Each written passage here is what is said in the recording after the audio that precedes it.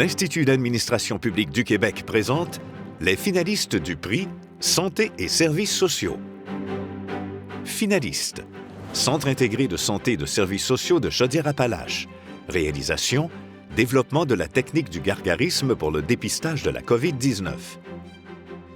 L'objectif premier de ce projet-là était de rendre disponible pour la population, pour les travailleurs de la santé, une méthode diagnostique qu'on dit non invasive, c'est-à-dire qui ne fait pas mal, qui est simple à subir.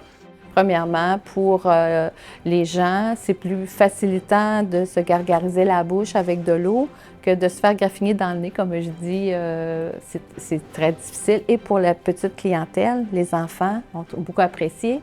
Il y a des gens de Québec qui venaient pour venir nous voir en Chaudière-Appalaches à cause qu'on avait le gargarisme. Deuxièmement, pour les fournitures étaient beaucoup moins chères que de faire avec les couvillons. Les quelques endroits dans le monde où ils avaient commencé à utiliser des méthodes alternatives comme soit la salive ou le gargarisme n'utilisaient pas d'autres sources naturelles comme nous on le fait ici. On sait qu'avoir un dépistage pour la COVID, ça peut être une source de stress pour les usagers.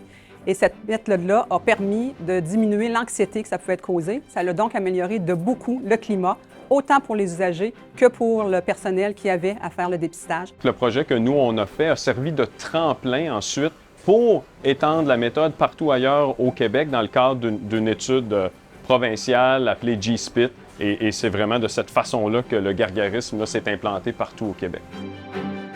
Finalistes: Centre intégré universitaire de santé et de services sociaux de l'Estrie, Centre hospitalier universitaire de Sherbrooke. Réalisation: service d'urgence adapté pour la personne âgée, Urgence Hôtel-Dieu de Sherbrooke.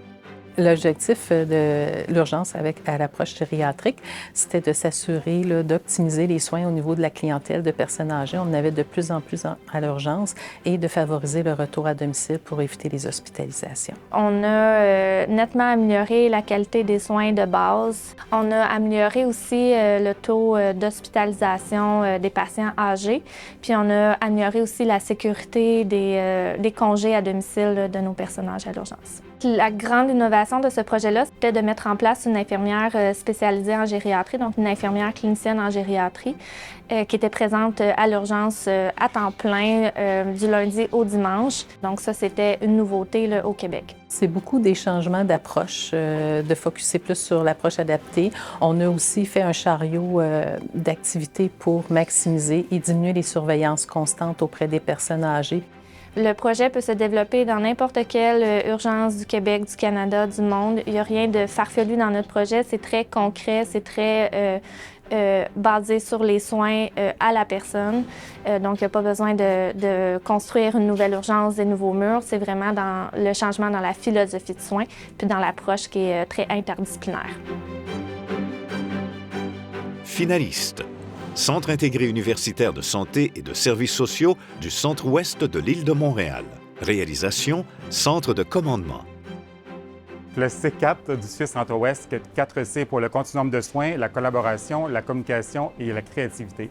Les objectifs qu'on a dans notre C4, on veut vraiment assurer la qualité des soins, évidemment.